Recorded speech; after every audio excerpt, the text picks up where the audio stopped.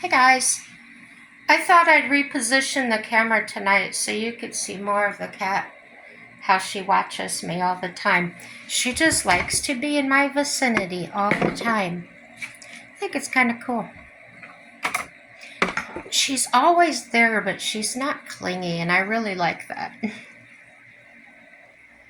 I don't even I wouldn't let my dogs in that on the couch. Oh yeah, I did.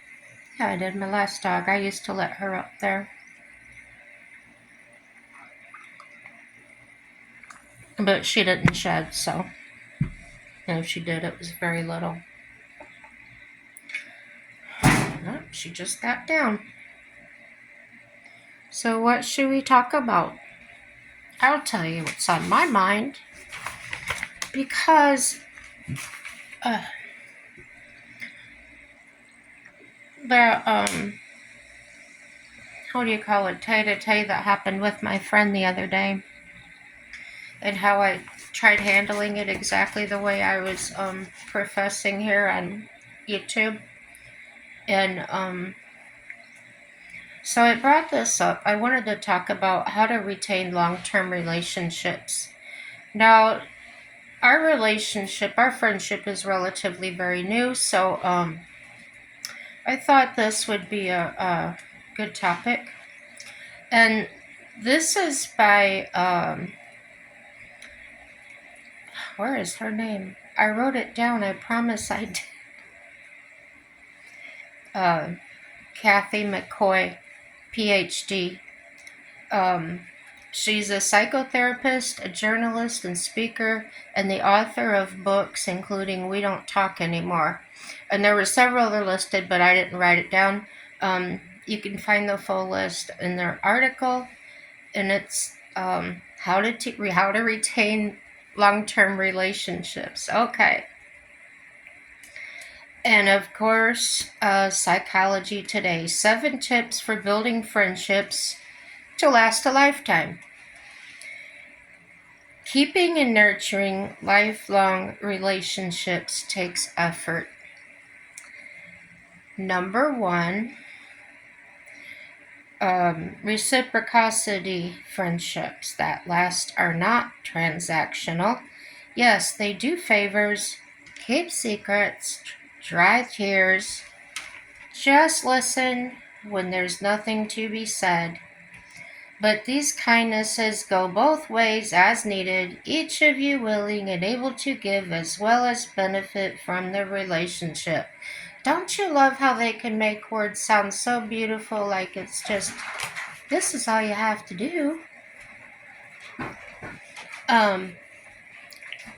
Number 2, making room for growth and change. Whether the relationship begins in childhood or adolescence, in young adulthood or later, she says, friendships that last can weather change. Dear old friends, don't let life transitions or lifestyle differences tear them apart.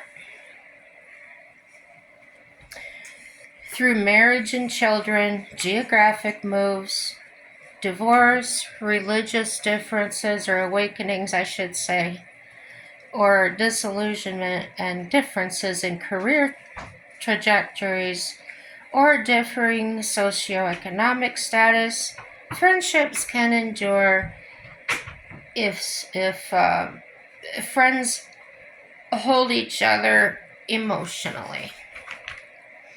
Now, not everybody's emotional. I know that seems to be the trend nowadays, is everybody's in their emotions. So just take it for what it's worth. I'm not one of these ooey gooey type people. I do have strong emotions, but yeah, just different. Find connections beyond the initial attraction. We make friends in so many eras and circumstances of our lives. The relationships that endure are ones that transcend their origins whether this is in school, at a workplace, or church, or because our children are friends. Giving greater weight to what you share than to your differences. This is especially important at a time of great political, philosophical, and moral dividers in this country. If you approach your differences with mutual respect and keep your shared history and feelings for each other in the foreground, you can maintain a friendship. I'm not sure what all that means. I don't understand it. If you guys can help me understand, that'd be great. It says, if you approach your differences with mutual respect and keep your shared history and feelings for each other in the foreground, you can maintain a friendship. It just sounds all weird to me. Okay, a commitment to maintaining the friendship across the miles. It takes just a few minutes to write and send a text, an email, or a warm letter. They called it snail mail, but I don't like those terms. Just write a letter, mail it, or a note card, or a note or a card.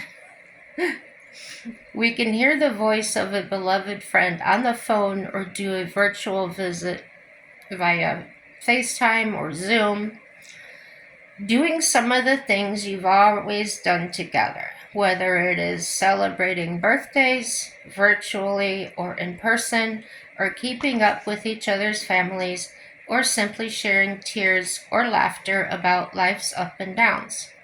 Can maintain warm ties through the decades. Making the effort to keep in touch can make a major difference in both of your lives.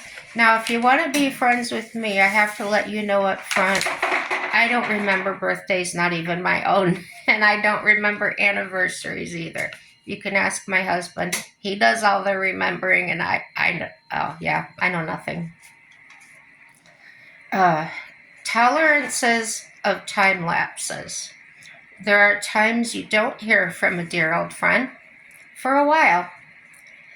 Life gets busy. Depression may lead to a period of isolation. The birth of a child or the end of a marriage might take most of his or her energy for a time. Instead of getting angry or shaming your friend for his or her silence, or shrugging and pulling away, show that you care by keeping in touch or keeping a respectful distance if that's what your friend prefers for a time. Openness to new old friendships. I think they might be referring to maybe somebody you went to school with or knew of, but didn't really know them very well. Let's see what she has to say. New old friends can bring special pleasure to your life. This may be someone with whom you were once close with but lost touch with, or it may be someone from your past who wasn't a friend then became your one now. So yeah. So I'll take a break from that. I'll tell you a personal story. I've been friends with this woman since kindergarten, so a long time.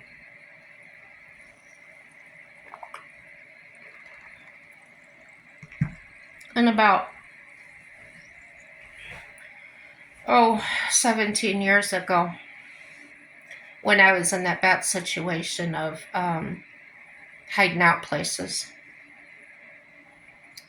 I was staying in my car. It was a little car. This was the car that had not caught fire yet, but the car that would catch fire. And I saw her in a parking lot at a grocery store. And she said, "Hey, what's going on? Why do you have all that stuff in your car?" And I told her that what was going on, just vaguely. And I said, "Would you mind if I come and took a shower and maybe stayed overnight?" Now, this was a good friend over 20 years, so I thought that wasn't a lot to ask. We were friends that, live or die. We'd do anything for each other. And she says, "Well, I don't know. I have to think about it. I have to go home and talk to my husband." I knew her husband too, and there was no issues. So I thought it just took me really off guard. Um, the old her would have made a phone call right then and there, or just told him this is what happened. My friend's coming, but no, she wasn't like that. So I thought in my head, well, I haven't been in contact with her. Maybe I'll just mark it up to that maybe she feels weird about me asking her that. So she went and she called me a couple hours later, and she didn't sound thrilled. She says, yeah, why don't you come on over? I felt really awkward about doing that, and I probably wouldn't have if I had another option at that time.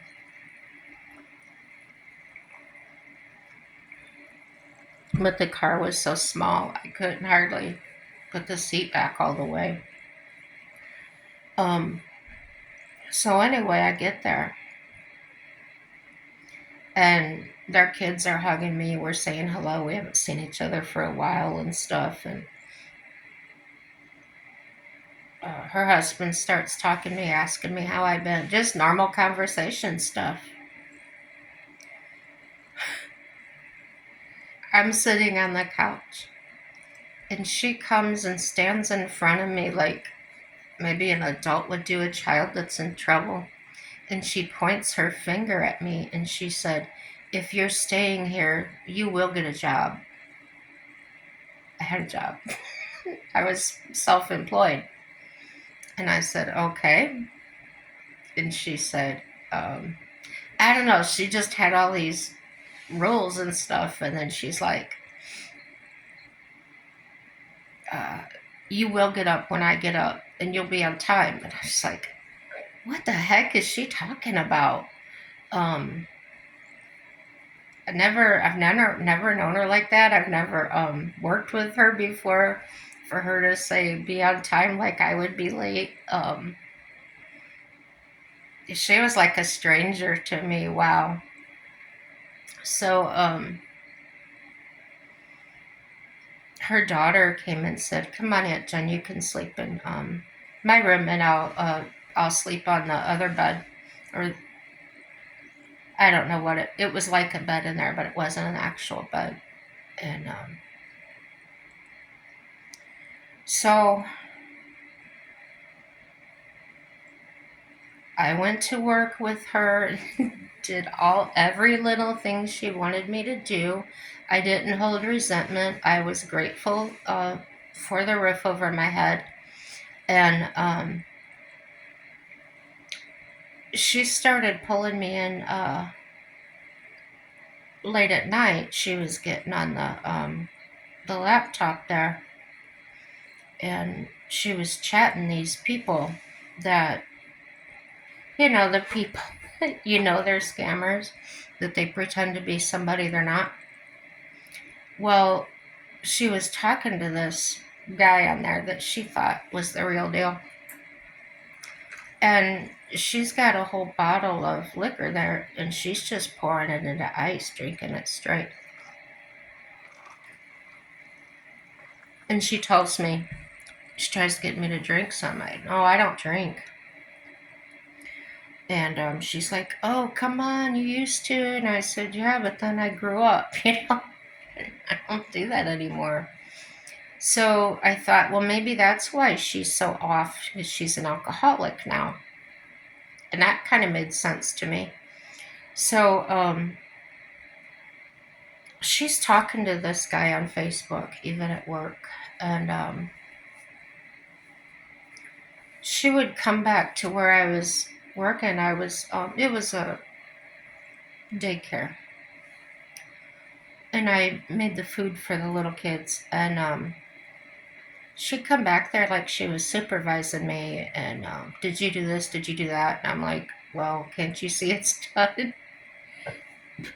All you have to do is look. It's right there. So I don't know what that was about. Then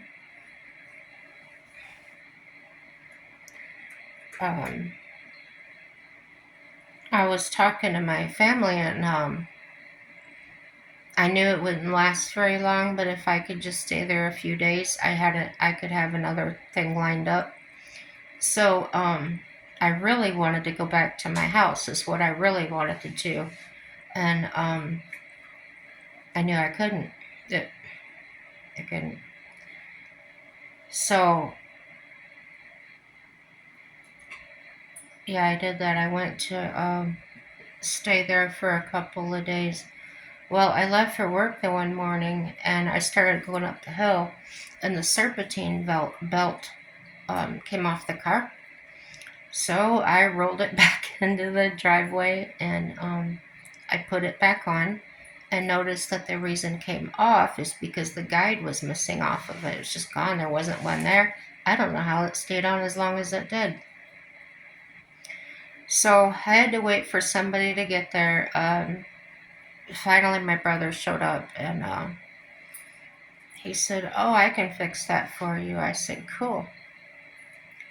I drove it to work. Well, I called her to tell her I'd be late, and she was just furious with me. Not like a friend at all, and not even like a boss, but just weird.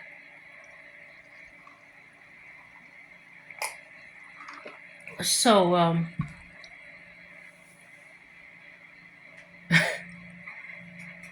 the next day I drove to work, and I park in the parking lot. I go in and work all day. And when I come out on the parking lot, I see these bulb earrings, these really about the size of a large marble. And I get into my car and I went turn my wheel and I went crunch, crunch. I'm like, what the heck is that? I said, I bet those are my car parts laying out there. Yeah, so I had to call.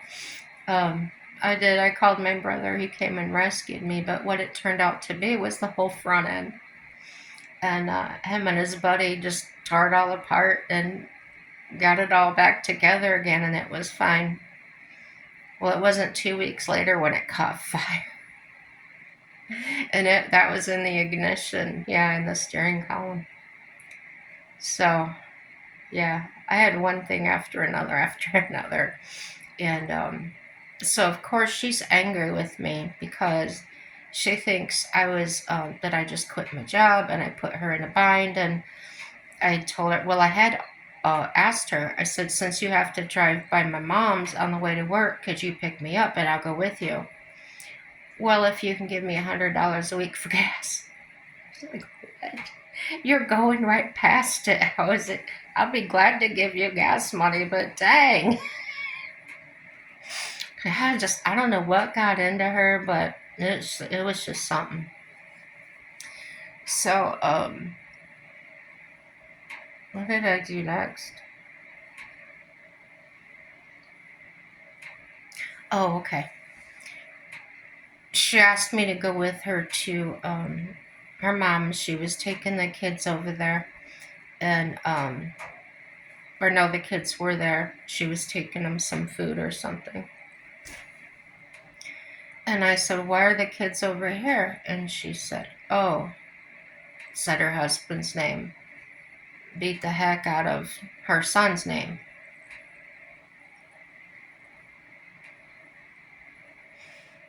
He was a state corrections officer and he lived on state property. And if he would have done something like that, he would have been done. So I'm like, I know who you think you're talking to. I was married to a guy in the military and I know how things go. Not the same, but similar. That wouldn't fly. So I didn't say anything. I just sat there and listened to her. I had to stare out the window because I was afraid of my facial expressions, or if I looked at her too close, I might start laughing at her. Um, she's the one I couldn't sit next to in a funeral because we would just look at each other and bust out laughing. She was the one all through school. Yeah. So this behavior was just foreign to me. So I asked her about the situation now that we were away from the kids and everything. I said, "What the heck happened?" So she tells me that he wouldn't go to bed and he was arguing with him. So her husband slammed him against the wall and da da da. I'm like, that man, her husband wasn't like that whatsoever. He was a big fat marshmallow man. He just wasn't that way. So, the whole time I'm just staring out the passenger side window, if you can imagine. It's just like, I didn't know what to do. Another one of those times I felt like I was in the Twilight Zone. I had no idea who this person was, and take him back and bring my friend back, right? So, I go back to my mom's, and I had a job later at night. It was a truck driver had locked his keys in the truck. Well, it was a ways away. It was probably 45 minutes away. I had to do the job and then 45 minutes back.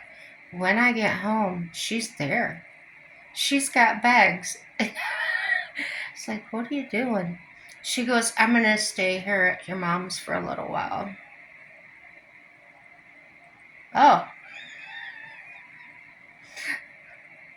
but you didn't want me staying with you, so I came here and now you're here. Well, isn't it neat? And she's going on and about how we can hang out like old times and stuff. And I'm like, I'm not 16 anymore, right? And she's on the phone constantly with this guy or whatever he's supposed to be. And I keep telling her, that's not who you think it is. And I'm giving her examples. And I've known friends that have talked to people like that. I said, you're being catfished, you're being scammed. Well, I said, I'm going out because I used to go out doing the line dancing. I said, I'm going out. You can come with or stay here. I said, but if you come with, I said, you gotta stay off that phone or leave it here because I ain't going with somebody that's going to be staring at their phone all night. That's a drag.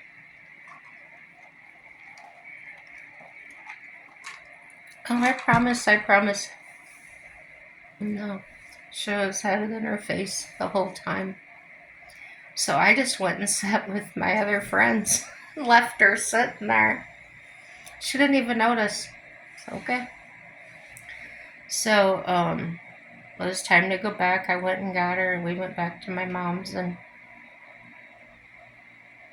she had told my mom that her husband had did this stuff.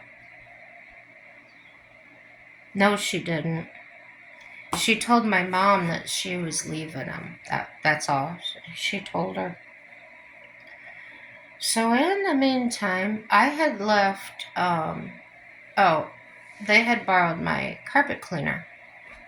So I had left it there, and my mom needed it. I don't know. I had to have it for some reason.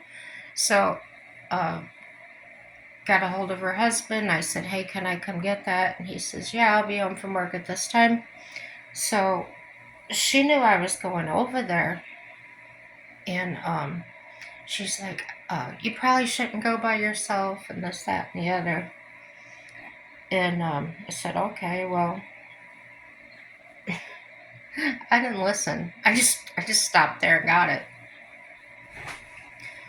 Well, he told me when I got there, he said, I gotta tell you something. I said, your wife has gone crazy. Like batshit crazy. He goes, yeah. He goes, I don't know her anymore. And I said, well, do you think it's all this drinking? He goes, well, I thought by you staying here that maybe you could figure her out or, get her straightened out. I said, well, I didn't know. I just knew something was off. I said, I know people change over the years, and I hadn't seen her about 2 years. I said, but this is too radical.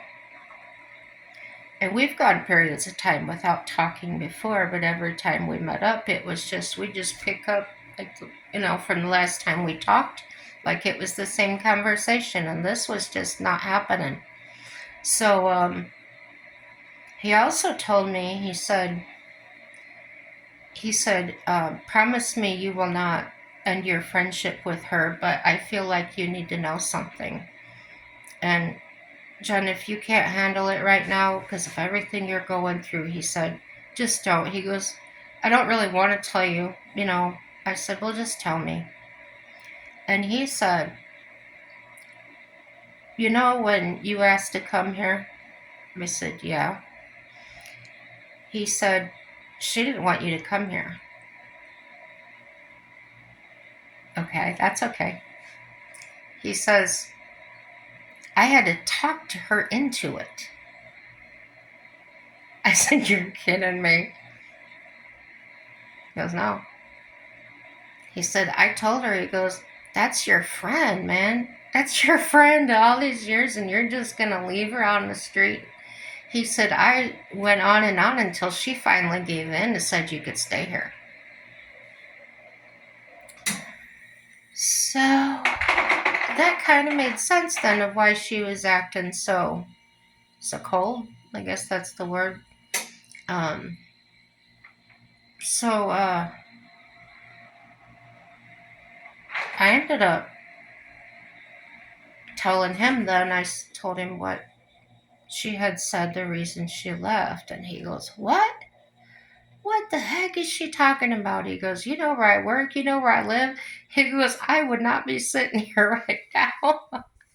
I said, I know, right? I said, she's telling me this story and I'm seeing him because she took me with her to her mom's and I'm seeing the kids. There's no marks on them or anything, and they're acting happy-go-lucky like nothing's wrong.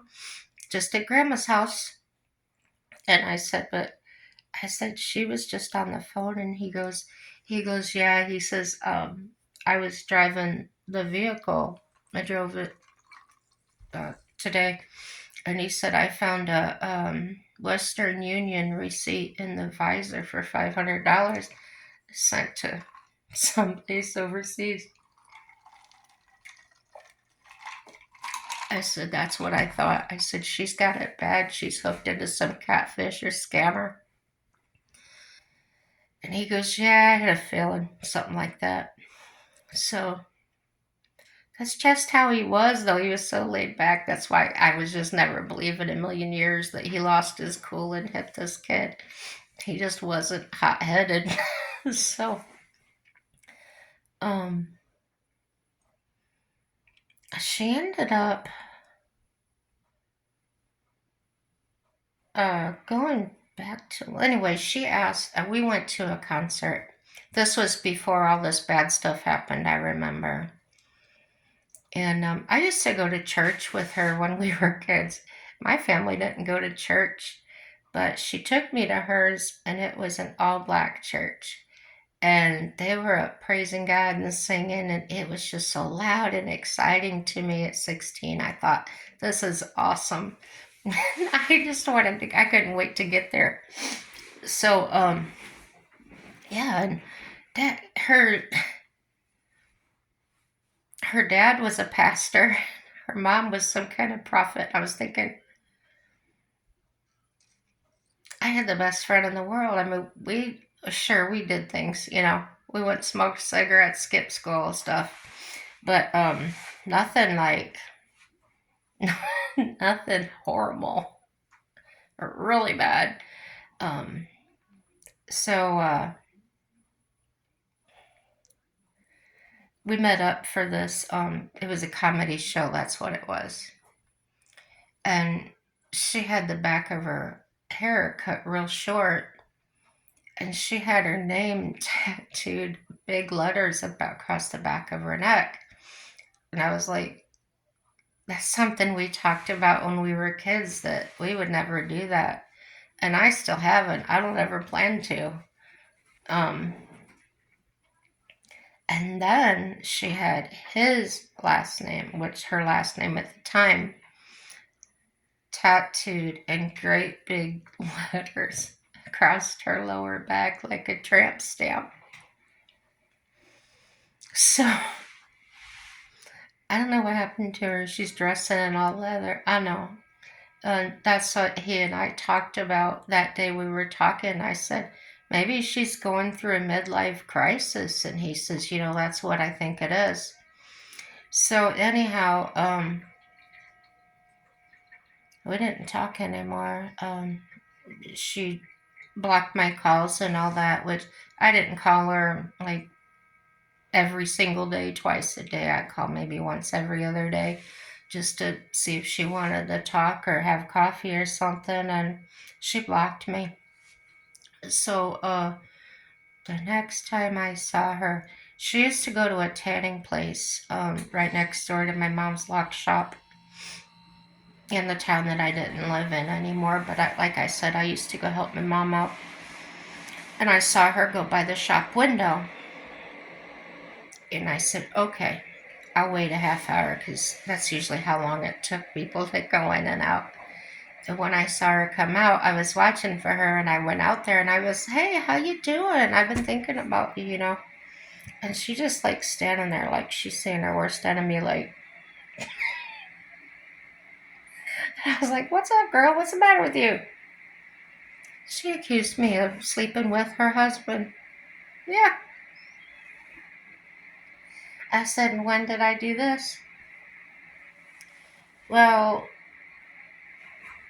I don't remember when she said, or I don't think she even said a time or whatever.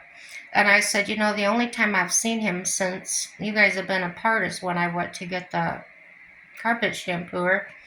And I said, we talked for a few minutes and I took my shampooer and left. And she goes, oh, when did you do that? Like she's this old jealous wife or something. And I looked at her and I go, it's me. Who are you talking to? I would never do anything like that to you. What is wrong with you? Well, she says, you got the problems, girl. And she walks off. I never seen her again. And that's okay. Sometimes those things happen. Outmoded friendships, relationships, whatever. And whatever she was going through wasn't my fault, but I did mourn the loss of that relationship. I mean, since we were in kindergarten, come on, that was a long time. And this happened in our 40s, so yeah, it's rough. And then I kept having them thoughts in the back of my mind, well, we'll make up. We've been through hard times before, stuff like that, but no, it was a true change she had, and she was a different person. So, back to my article here. I went to Psychology Today, and I think that's the one I've referred to before that I like to go to. They list 5 ways to maintain lifelong relationships. And this is by Lisa Firestone, PhD, from Compassion Matters. It says, what's the most important quality of a good friend? And I'm sure we have our own ideas of that, right?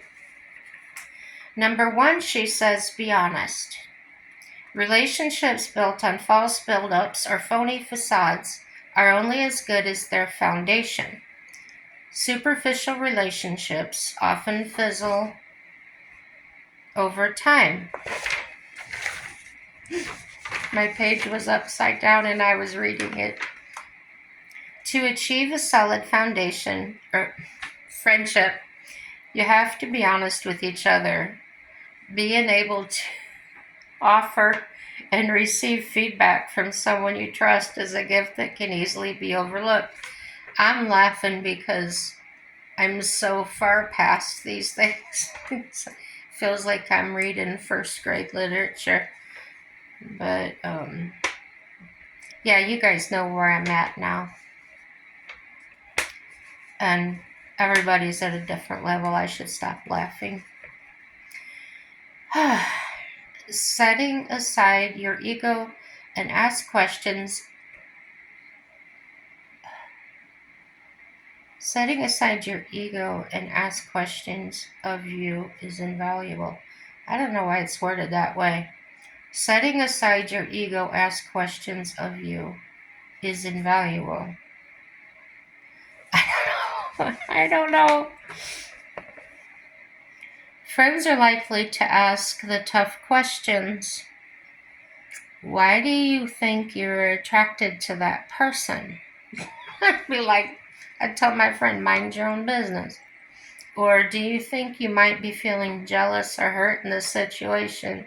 I'd be telling that friend to mind their own business. Like, I don't know where she's coming up with this stuff, but having a friend who can tell it to you straight will help you know yourself better.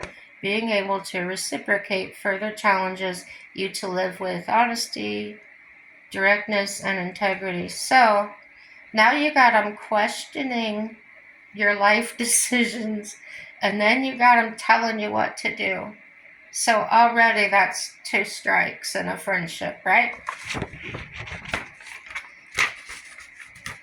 I'm not sure how she means it when she writes it, so.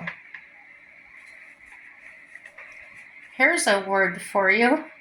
Repair misattunements. Misattunements. It sounds made up. It may not be, but it sounds made up. No, it's spelled attunements. MISATTUNEMENTS. I promise that's the word right out of the article. When you know someone well, you're familiar with their strengths and weaknesses. Well, if you're looking for those. And so just as you know how to cheer them up, you know exactly how to tear them down. In moments of tension, we can let things slip out that are far more hurtful to our closest friends because they come from us. I got thicker skin from that than that. If you're my friend, and I wouldn't take anything you said as hurtful. I mean, look how long I put up with my friend treat me that way. It's just like, okay. Make time and show appreciation. The familiarity and comfort we feel with another person can sometimes leave us crossing lines or forgetting to show gratitude. That's true, isn't it?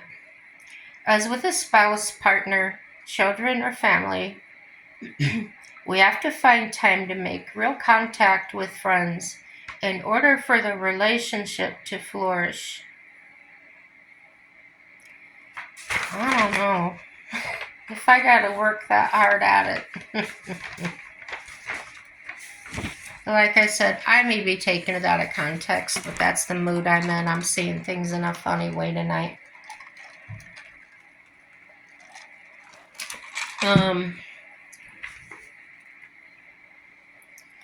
Slipping into routine can leave us more likely to take friends for granted. Hello. Here I'm going to break in again. Tell you another great story.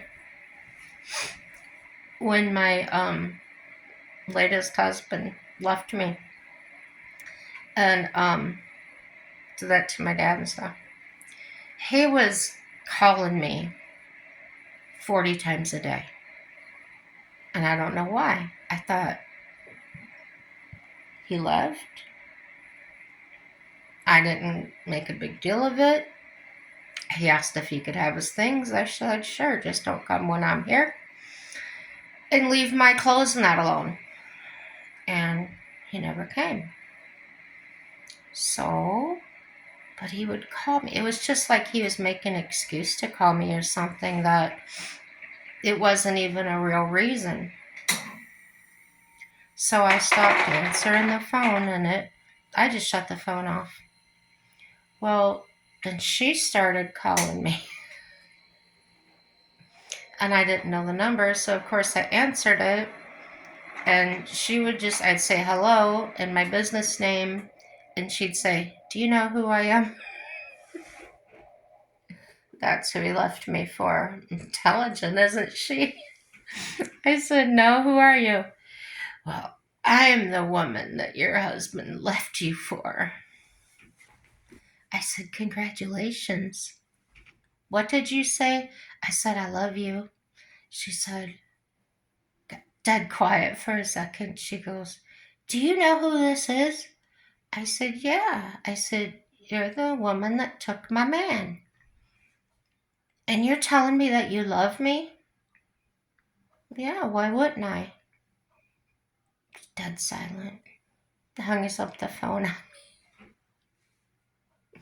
So I turned my music back. I listen to a lot of Christian music anyway, the newer stuff. And I cranked my music back on, and I'm on my way to see that realtor, whatever, to do some houses for him. And my phone starts ringing while I'm in the office. And he goes, do you got to take that? And I said, oh, no, absolutely not. I hung up the phone and I shut it off. And I went to work did all the work, and I come back, got my check, and he said, did you ever get that phone call? And that was odd because he would never ask me anything like that. He was just not personable. He was a nerd. I loved him to death. We were good friends in a professional way. But he was a nerd. He didn't quite get some things on the streets, if you know what I mean. Wasn't real street smart. So, she called me again, and I answered because I was done. I didn't have anything else to do, and I answered the phone. I go, well, hello, darling. I wasn't laughing. I said, hello, darling. How are you doing? Is everything okay? She said, she don't know what to make of me. And she goes, you're nothing like so-and-so said you are. I said, well, I'm sure he's told you a lot of things about me that aren't true. I said, he probably told you I don't work, I can't keep down a job, I this, I that. And she goes, yeah, that's what he's telling me. How do you know? I said, because I know him. I know how he talks about other people. And I said, I'll tell you what really happened. I said, he cleaned out my bank account and stuff like that. I said, so other than keeping your money separate, you should be good to go. I'm giving her instruction manual because I don't want it back. I felt so good about that. Yeah. Yeah, so I don't know. Dare to be different. Just don't react in the way people want you to react, I guess. So, I hear her start yelling at him in the background. That's not true. You told me this and this. They start having this argument. And he grabs the phone and he goes, what are you telling her? I go, the truth? Imagine that. That's none of her business. I go, well, you thought it was. He was so flabbergasted because he never expected me to not be mad, I guess. He just didn't think ahead, period. He was an idiot. So, yeah. And I told her, I go, when he does to you what he did to me, I go, you feel free to call me anytime you grab my shoulder. She goes, well, thank you for that. I said, you're welcome for that. Now you take care, sister. She goes, you too. Yeah. We're all sisters and brothers, and we all make mistakes. And that was hers, and it wasn't mine anymore. Okay. After your expectations, alter your expectations and don't make assumptions. Choose compassion over cynicism. I felt compassion for her. A good rule of thumb when it comes to our relationships is to care more about doing what's right than being right. Yeah, I guess I could have felt that way. I'm sure you guys have felt that way. I hope. If you hadn't, you might be in worse worse place than I thought. Um oh. When you get to know their worst traits, and it's easy to become cynical toward those negative aspects of their personality. It's far more preferable to be compassionate. Compassionate Compassion keeps us vulnerable instead of tough and guarded. I don't know about that either. So, or seeing the world through a negative lens. Why it matters. In her book, The Top 5 Regrets of the Dying. That's not funny, but I'm laughing at the way I'm talking right now. Australian nurse Bronnie Ware, Ware, listed, quote, not maintaining friendships, quote, as one of people's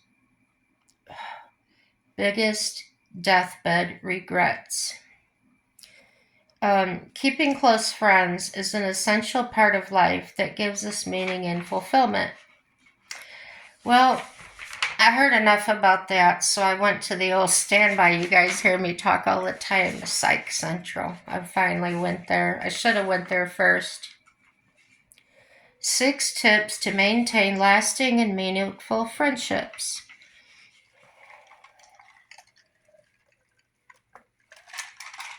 Gotta take that tongue lubed up. Keep talking too much. But I love it. Medically reviewed. This is the Psych Central. Okay. This article, The 6 Tips to Maintain Lasting and Meaningful Friendships, was medically reviewed by Jennifer Littner, PhD, and it was written by Lacey Munoz, updated October 14th of 2021. Okay, they say, lift each other up. Being a good listener and communicator is an integral part of being a caring friend. Yes, I agree with that. Fuel the connection. Takes about 200 hours of spending time together before you consider someone a close friend. Wow, I didn't know that. While it may be evident that spending time fosters closeness, it can be challenging to find time to socialize, especially between long-distance friends. Stay in touch, even if virtually. Checking in with friends on their birthdays or special occasions is a thoughtful way to show them you're thinking of them. Yeah, don't be friends with me if you expect me to remember your birthday. You'd be very disappointed in me. I don't remember my own. I'm lucky if I can remember Christmas. We're serious. My mind just doesn't work that way. Express gratitude. Practicing gratitude is a form of mindfulness, and it can improve your mood, self-esteem, and empathy. And I would take that a step further, because we did talk about practicing gratitude in my ladies group Bible studies and stuff. And if you practice gratitude all the time, like every situation you're in, dealing with anybody, it really can improve your mood. And when I was talking about customer service and things, if you get into that right there, that'll give you a lot of confidence. And it's just there. You feel grateful. You feel empowered in your knowledge and just everything about yourself. You'll appreciate you more. Um, this extends to deepening friendships as well. It feels good to be appreciated and show appreciation for others. Um, when a friend displays kindness and thoughtfulness, try to express your gratitude for their efforts. That is one thing, it just rubs me the wrong way. If I go out and I spend my time and I buy you a gift and I hand it to you and you say, oh, you didn't have to, you just slap me in the friggin' face. It's like, I know I didn't have to. You didn't have to point it out to me. I could have kept my $50 or whatever it was, right? Yeah. Stop saying that, people. Come on. It's it's ridiculous. So you express your gratitude for their efforts. This reassures them that you notice their contributions to the friendship. It can also boost their feelings towards the bond. Now, if I gave that person a gift and they would say, oh, this reassures me that you're contributing this to our friendship, that you're going to stick around, right? No, don't take that literally. Uh, this is a thing I've always had trouble with too, but I wasn't a trusting person at all. Be honest but compassionate. Friends often share and keep each other's secrets, establishing trust in their relationship. I don't feel that's how trust should be established. I think that's a false trust because those are things that could fall out very easily. That's like taking your risk on a bridge that's cracking. It's just not strong foundation to me. Honesty is absolutely honesty is, um, but trust that can be broken in any way, shape, or form. So, I think honesty to me is most important because um, if my husband had come to me and said he met that girl, or you know, I would have been like, okay, are you done with it? Are you over it? Whatever. But if he expected me to get emotional or rage or tell him I wanted to kill her or anything, he was in for a disappointment because that was his problem, not mine. Why make it my problem? Why pick it up? Leave it lay there. I'm not picking up that crap. Um, and not my problem. And he'd say, don't you feel any way about that? And I'd say, um,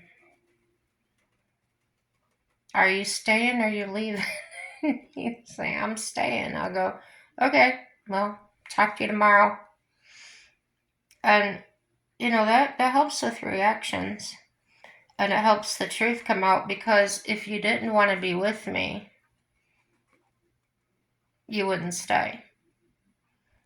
So if you think you're tricking me into thinking you want to stay by staying and then leaving, I don't know, a week or whatever it was later, he was the one fooling himself because I don't believe in holding on to something that ain't mine. That's fact.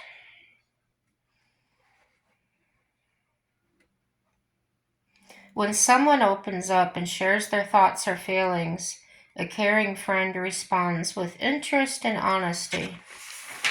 See, some of this I feel is written from a perspective of how this person feels a relationship should be. I think there's many more better answers than these. What do you guys think? To me, this kind of sounds like a wishy-washy woman, never had any real problems, like tragic problems go on in her life. Everything's coming up roses. This is how you live it, and this is how it's going to be. And I could be totally wrong, but it's just the way it reads to me. Okay, this says resolve conflicts and repair imbalances in any relationship. Conflicts are bound to arise. Friends are individuals with their own lives. Exactly. Thoughts, feelings, and opinions. Exactly. Although you may disagree on an issue or situation from time to time that results in a conflict. If you can't disagree with someone, if you can't have a debate or an adult conversation without saying, "Oh, we're not friends anymore," I'd say like, "Goodbye." You weren't my friend anyway, to begin with. Evidently, you were getting more out of this relationship than I was, right?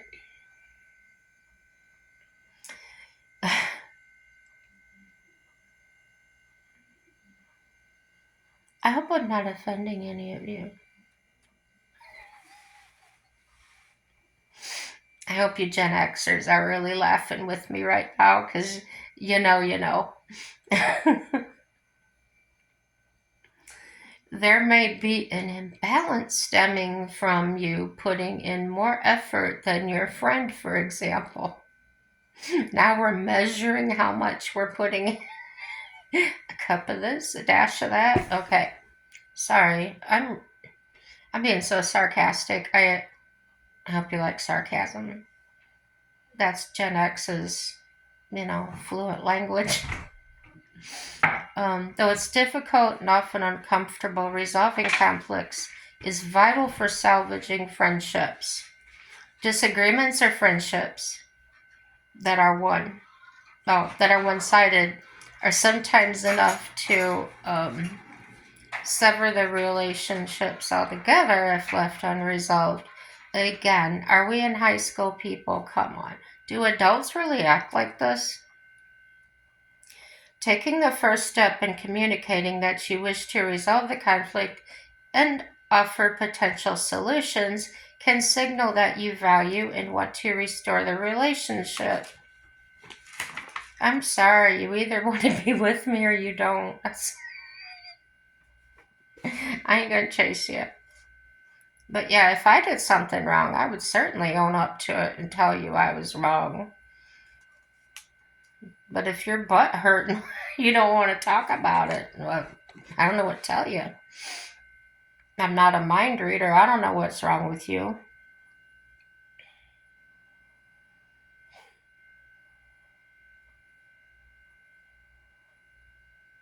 Remember that friendship maintenance is an act of love and sometimes requires stepping in uncomfortable situations. Remember that, guys. Embrace the differences. Not only are we all unique individuals, but time will also move us in different directions. It's natural to feel frustrated or surprised when you or your friends stand on opposite sides of the spectrum on an issue or belief. Maybe you've always had these differences, or maybe one of you is going through a life transition.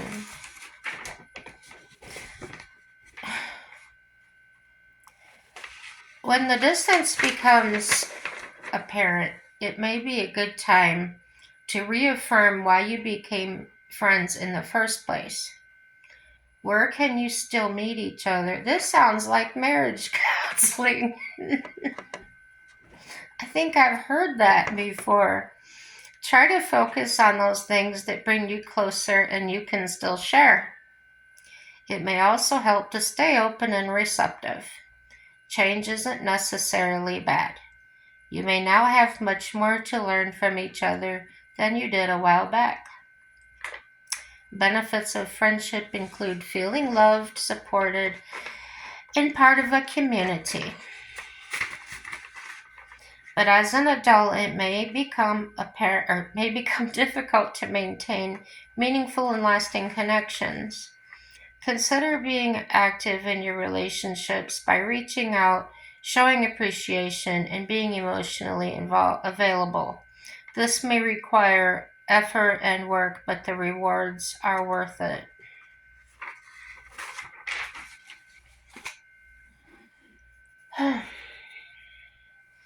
I gave myself a really good example the other day when I was telling you the story about my girlfriend, mine having that deal the other day where she was offended by something my husband said, his hair, and how I approached it. Well, I saw her again today, and I wasn't thinking about it at all. And I got up and went over to make myself a smoothie, and she's just standing there. She's got her hand. She's leaning against the fridge, and she goes, "Do you need a hug?" And I was like, "Well, maybe after I have my smoothie." She goes, "I really need a hug." And so I hugged her, and she just grabbed onto me so tight. And she kept saying how much she loved me and how she'd always be there for me. And while she was doing that, I said, "Well, you're in my heart." Because I just felt like maybe she needed to hear that or something. And I was thinking about it later, and I thought, I must have made her feel some kind of way through that whole experience that I really made her felt maybe my actions, what words I spoke, and acknowledging her feelings. Remember what I was talking about planting those seeds and passing out those seedlings of your as you mature. That kind of struck me too. Did I just pass that on? And it's growing in her now to boost her. She's always really hyper anyway, but today she was like super hyper and excited and just wanting to do so much more for me. And I kept having to put her in check and say, "No, no, no, you're overdoing it. Don't do that. It's not in your it's not in your wheelhouse. I'll take care of it myself." But so yeah, I compare her to one of you ever go to somebody's house and they have that overly friendly little dog that's yipping and just keeps jumping. I told her that's what she reminds me of. She, a people greeter, and she laughed. And I said, "I'm not calling you a dog." She goes, "No, I get it, I get it." Those are the people that you want to put at the front of your restaurant. You want them to be the first person people see because they're always smiling, they're always energetic. Yeah, that's her. And I'm the opposite of that. I'm not really that much energetic anymore. But we're the same age. I should be more energetic. I told her she didn't have to she didn't have to go with me tomorrow. I said, "No." I said, "Don't come over." I said, "We can't visit. I got therapy." "Can I go with you?" So it's just like what I gave up. And I didn't get my feelings. I didn't get my ego into it. And that little bit I gave up is just like exploded into this. I think it really made our friendship stronger. I get the feeling that maybe she hasn't been able to trust people either or something. I'm not going to look into it. I'm just glad that it worked out the way it did. Um, I'm glad that it happened early in our friendship so that she's already those first impressions are so important, and this is how I handled this situation. So if something happened or if she had to tell me something that she thought was uncomfortable for me to hear, she would feel safe in telling me, not afraid of how I would react. So yeah, I just thought I'd throw that in there. Might help somebody or not. It's just one of the things I want to help accomplish in this world, even if it's just a few people, is to um, express how important relationships are. And relationship is God. With God is most important. I understand not everybody feels that. You may feel that later in life. But yeah, when I got those relationships straightened out with him and myself, everything just grew from that. And like I said, wonderful relationship with my husband. All my other friends fell out of my life, and now I've got a new friend that seems like the roots are started well on this one. They're probably gonna run deep and stick around for a while. I don't feel like the friendship would end over something trivial. Yeah, so I've gone over an hour, you guys. My talking and talking. Subscribe. Let me know if you like my content. I do things all the time. Um, I gotta leave early in the morning again for, workout, whatever. So I'll probably maybe I'll do a makeup tutorial tomorrow. I'm really liking doing those. Maybe I'll talk my husband and get me some different color. They're only $3, so I won't break the bank. Um, yeah, everything's good, guys. Remember, no matter what you're going through, it will turn out. It will end. Um, it's not. It's not forever, unless you want it to be. Hopefully not. Um, yeah, sure. I hope that this helps somebody and have a good day. Bye bye.